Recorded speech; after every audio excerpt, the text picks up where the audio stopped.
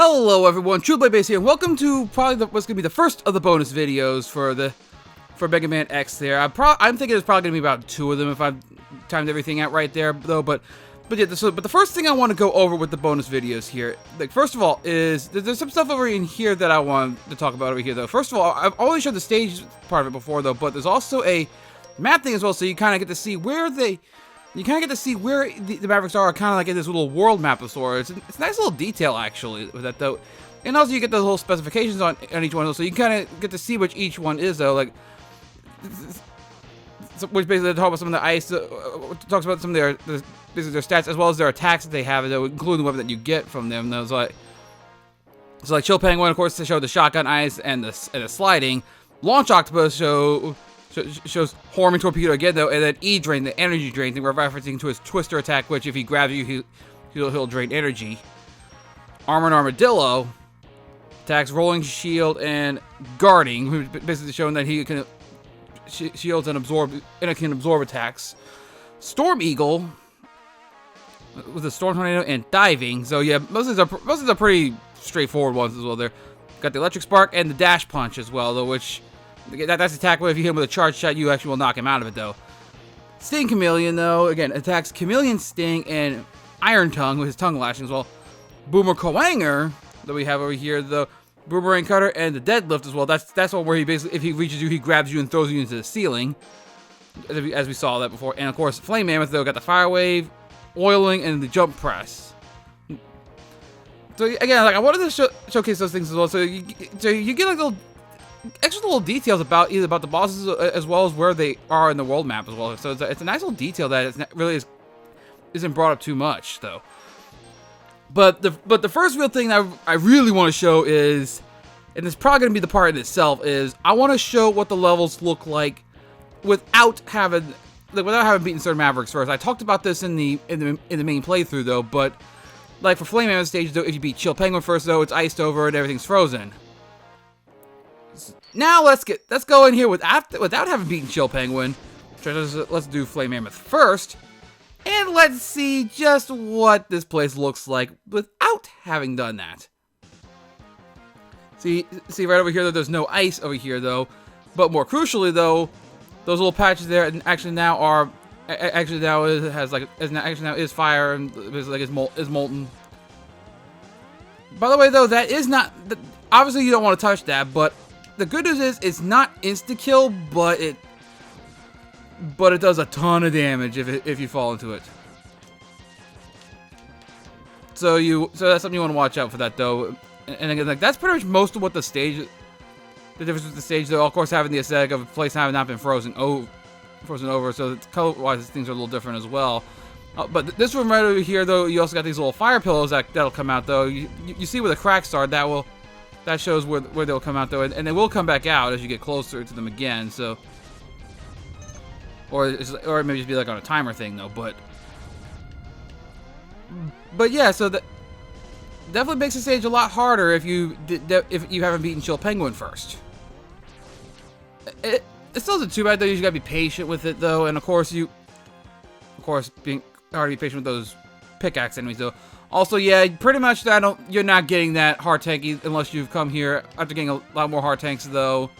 And even if you do, chances are you'll probably still die just from taking that much damage, though.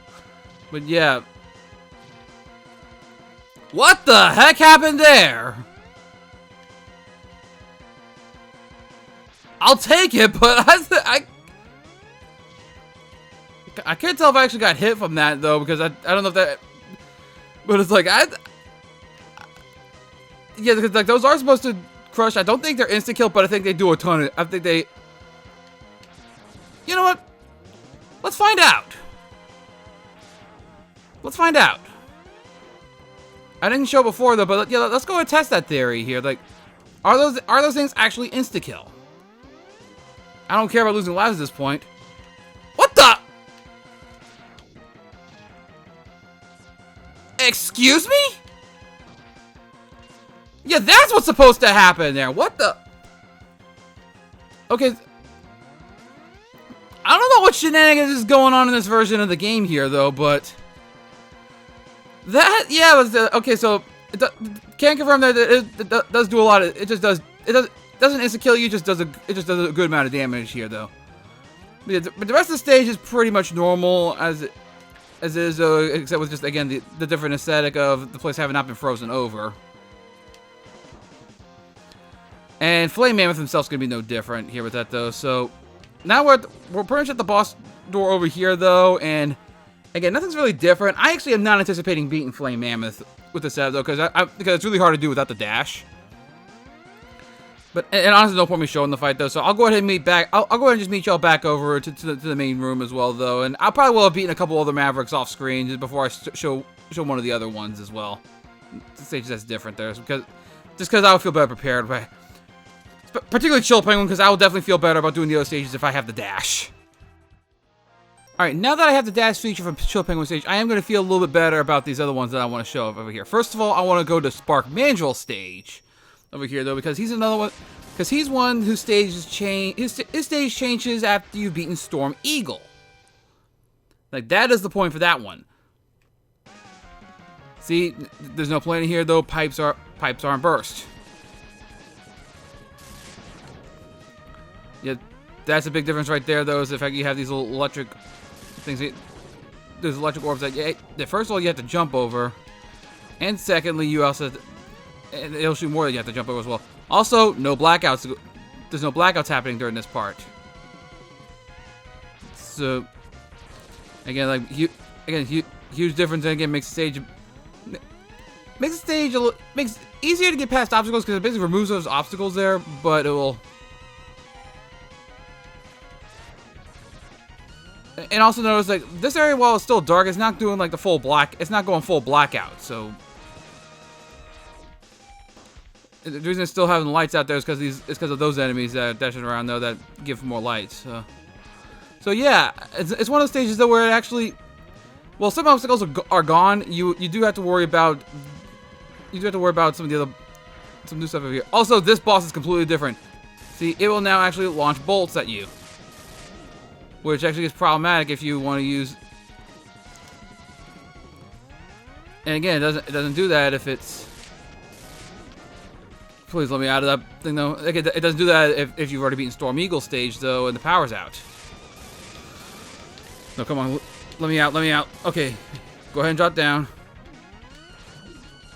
So yeah. Again, also makes this guy harder, too. A little bit harder, too.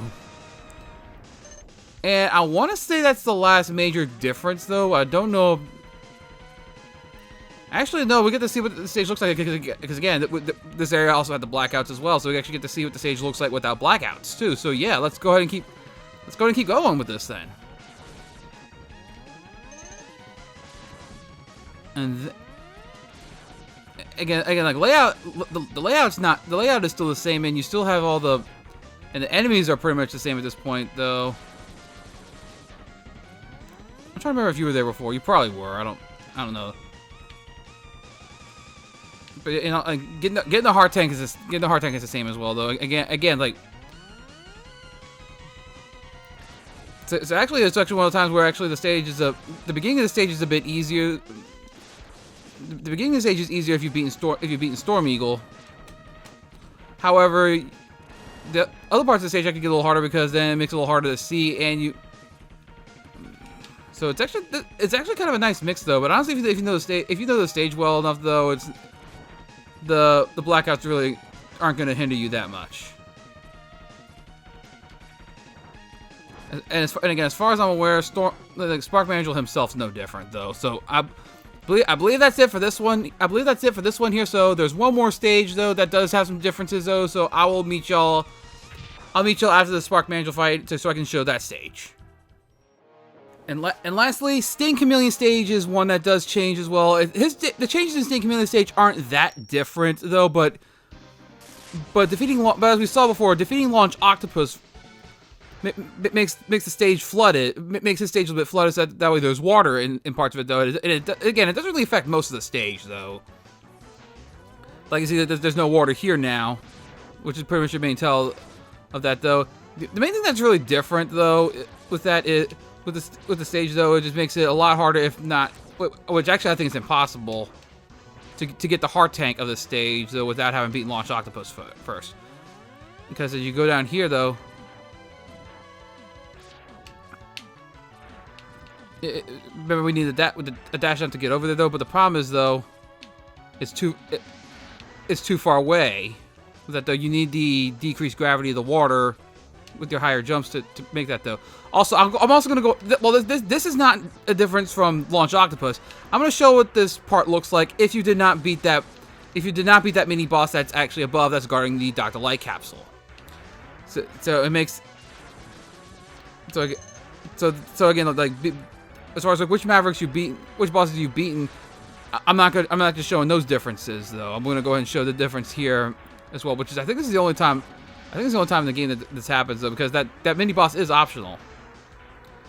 That's why I give trying to rush that though. But yeah, you just gotta dodge more of those rock. You got rocks falling down from that though. Again, because that little mini boss that's up there that's guarding the Dr. Light capsule, the one that I talked about, looking like Otto from Mega Man 7. Like in post, I probably would. In anything, I probably would have talked about it a bit more though. But actually, to elaborate a bit more on that though, like this game actually came out before Mega Man 7, like on the Super Nintendo though. So actually, technically that mini boss came out first. But in the Mega Man lore, it was said that Otto had been working with Dr. Light for a while. So I wondered if at that point they had already had the concept for Otto, and then they just used it for that as well. So I don't really know about it though. It's just like, point is the resemblance is pretty uncanny between those two. But that is all the stages that have differences after beating Mavericks as well. So I'm looking at my time though. Like it's like there's one more thing I'm gonna go ahead and show, but it's gonna require me to go back to a round that has a file that has everything already on it though. So I'm gonna go ahead and meet y'all over there. Alright, I'm back on my other file with this, and I'm back to the point where I have to go to the Sigma stages again. No, this is not the same one where I basically have everything there. You may notice my heart tanks are a little bit lower with this, though. And we're going through here again, though, because it's to a point where I actually have to go ahead and go through the Sigma stage again, though. And again, the thing is, though, the crucial thing here that we're going for here, though, is that I do not have the arm upgrade though from Flame Mammoth stage. I don't have some of the heart tanks either, but that's not the important part there. Like I said, this was just I literally just did through to show this part. I just basically did another quick run of the game just to. Oh boy, this is gonna be bad. Well, at least I get to finally show how to try an attempt to try to do this part of it. Things with. You know what we're gonna homing torpedo these guys. What is it? Try this without doing the freaking charged rolling shield.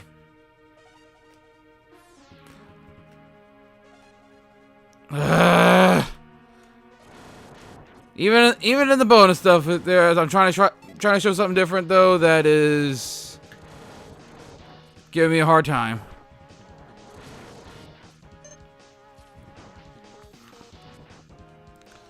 Alrighty, let's do better.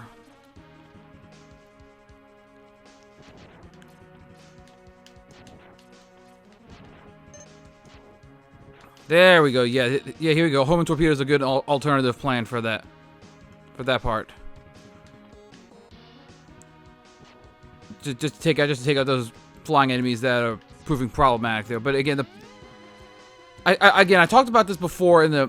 This is something I had brought up before in the actual playthrough though, where if you, I actually remember bringing it up a couple times actually though, because that part where if you actually do not have the arm upgrade by the time you hit Sigma's Fortress, by the time you go to Sigma's Fortress and go to that fight, you actually will. If that happens though, then you don't have to. Then Zero will give you his busted thing. Also, I want to see if I can. I also want to see if I can try to show something here. Yes. A little bit of a speedrun trick over there, though, for that, though, where if you could do that, though, it'll actually. See, that plays over there for that, though, but it's kind of a speedrun trick where you effectively. What the? used that before. But yeah, a little bit of a speedrun trick where you effectively can skip that cutscene. Mostly useful if you want to do a speedrun trick with that, though. Is again, like it's still not important. It's still not important, though. It's not that important just for a normal run through, though. It's just like it. That wasn't what I wanted. That wasn't what I wanted to show, but unfortunately, I gotta let Vile beat me up again.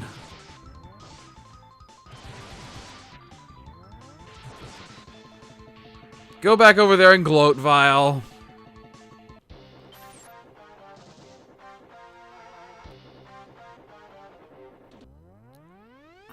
But yeah, and honestly though, I wasn't planning on showing that originally though. But I was like, well, since I've already shown the main how it's supposed to be before, let me see if I can pull this trick off. Yeah, if you're able to bounce off that ladder though, off the wall of the ladder, not climb the ladder, then bounce off, and then. Because the thing is, once you land on that platform there, though, that will trigger the cutscene. So if you can hit the door before that happens, though, you effectively skip the cutscene. That was what that was. Yeah. I'm just gonna cheese you with the homing torpedo there, because have the shots follow you around and do a lot of damage to you. And you go and get out of here. But this is where I wanted to show this, though. Because I'm actually going to go show. This is actually show the scene that is different there. You are more powerful than you were before. But Sigma is much more than he appears to be. You're going to need an edge. Take my arm cannon, and your attack power should increase. Good luck, X. So yeah, again, like this is what happens if you come here and you don't have the arm part. If you don't have the arm upgrade, though, Zero will basically give you his arm cannon. And basically, it serves as the arm upgrade. Also, while we're here, though, I'm gonna go ahead and show the weapons that we haven't gotten to show what they look like here, though. So a charged electric spark basically creates those waves. I'm gonna see if I can find another enemy to take. With the charged boomerang cutter basically fires boomerangs in all directions and then launches them away. Let's see which one. That was weird. Let's see. I haven't shown that one. Charged homing torpedo is basically shoots the little homing fish that launch octopus fires. So I already showed that one. Which one have I not shown yet? Homing torpedo, chameleon sting. I showed that. Oh, I haven't shown the charged fire wave yet, so let's actually go back down here. Oh, you can't move while doing that, though.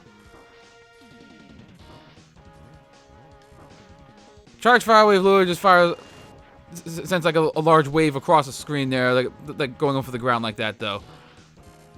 Again, the thing is, I don't really use most of the weapons that much though for that though. So that's why I didn't show it before though. But I think this bonus video has gone on long enough. I've finally shown what the stages look like when you haven't beaten certain Mavericks before, though. I've shown that, and I've shown that cutscene where if you don't have the arm upgrade coming to Sigma's Fortress, Zero will give you his after you beat Vile, and right before Zero dies. And well, and also got to show what the other charged weapons that I didn't get to show in the original playthrough were, what they were like though, and also got to show a bit of a speedrun trick too with that though. So. But there's still one big secret left in this game, and that's pretty much gonna be a video in itself. So next time, for the next bonus video, I'm gonna show that big secret, and that's probably gonna be the last video I do for Mega Man X. So until then, see you guys then. Thank y'all for watching.